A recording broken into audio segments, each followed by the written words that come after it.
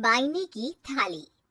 जानवी की जुबान पर बचपन से ही हजार सवाल और मन में हर चीज जानने की उत्सुकता रहती है, जिस वजह से वो अपने भाई की शादी में चल रही रस्मों के बीच भी मम्मी से सवाल पूछने लगती है।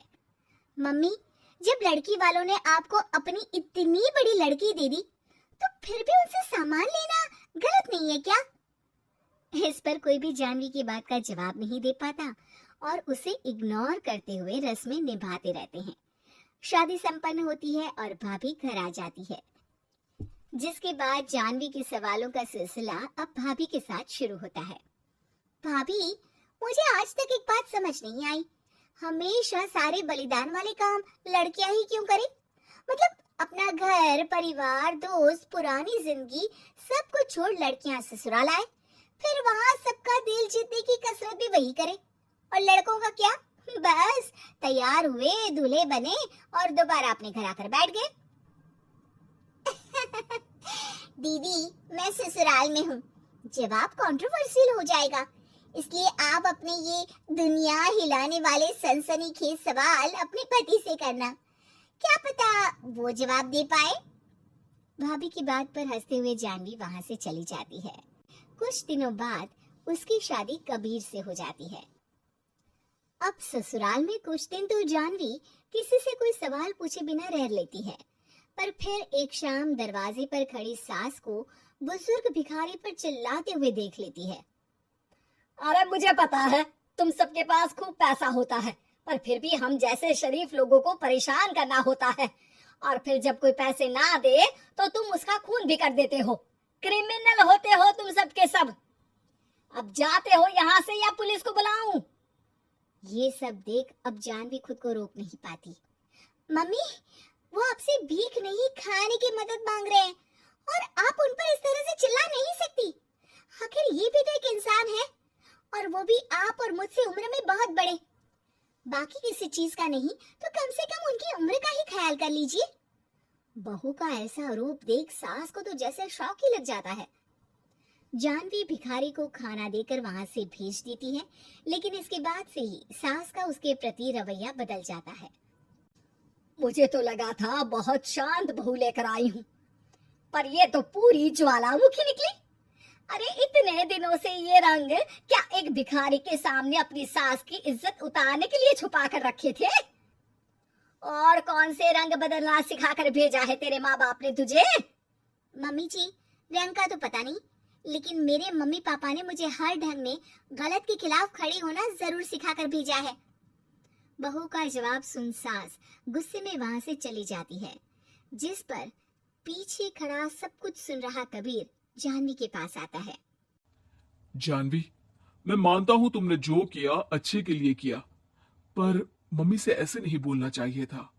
अब उन्हें मनाने की जिम्मेदारी तुम्हारी ही है। पर मैं कैसे? मुझे तो कुछ भी पता नहीं है। तो उसके लिए मैं हूं ना। कुछ दिनों में ही सकट का त्योहार आ रहा है, तुम बस बायने पर मम्मी को देने के लिए एक सुंदर साड़ी ले आना, तुम्हारा काम बन जाएगा। ये कहकर कबीर वहां से चला जाता है, लेकिन व्रत और त्योहारों से अनजान जानवी कंफ्यूजन में वहीं खड़ी रह जाती है, जिस पर वो भाभी को फोन लगाकर सारे व्रत और उनके महत्व समझती है। और उन्हें जानने के बाद वो बायने की साड़ी तो खरीद लाती है, लेकिन इसी के साथ उसके मन में अब नए सवाल पैदा होने लगते हैं। इसी तरह सकट के व्रत का दिन भी आ जाता है। हे भगवान, एक तो सुबह से भूखी, ऊपर से ये सवालों के बुलबुले पेट में उठकर और तहलका मचा रहे हैं। अब क्या करूं, किससे पूछूं? जानवी अपने आप से ये सब बोल ही रही होती है कि सास और कबीर उसके सामने आ जाते हैं। बायने और पूजा की सब तैयारी कर ली? हाँ जी, वो तो कर ली, पर क्या पर? फिर कोई सवाल है? पूछ लो, कहीं पेट में उसे रखे रखे एसिडिटी ना हो जाए। ज्यादा कुछ नहीं, बस पूछना था कि जब ये व्रत बच्चों और दाम्पत्य जीवन की सुख शांति के लिए होता है, फिर इसमें व्रत सिर्फ हम लेडीज ही क्यों रखती हैं? हिस्सेदारी तो दोनों की होती है ना? जानवी की बात सुन इस बार तो सास भी सोचने पर मजबूर हो जाती हैं। ये तो मुझे नहीं पता, और ना हमने कभी किसी से पूछा। बस जो बड़े बुजुर्ग रिवाज बना गए वही चल रहे हैं।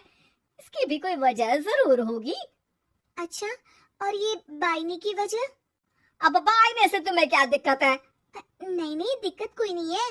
बस सोचती हूँ कि अगर व्रत बच्चों या पति के लिए होता है तो हमेशा हर चीज का गिफ्ट सिर्फ सास को ही क्यों मिलता है?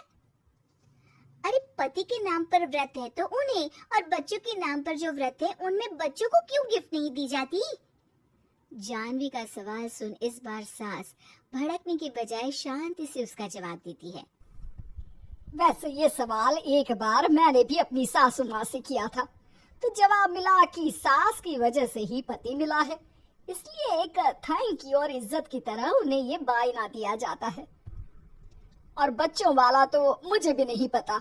बाकी इस बात की भी कंफर्मेशन नहीं है कि सासू माँ ने ये सिर्फ मेरे सवालों को शांत करने के लिए बोला था या ये सच भी है। सास के जवाब और जानवी के सवाल से अब वो दोनों ही कंफ्यूजन में हैं कि आखिर सच और वजह क्या है। अगर आप लोगों के पास इन सवालों के जवाब हैं तो कमेंट करके सबके साथ जरूर शेयर कीजिएगा।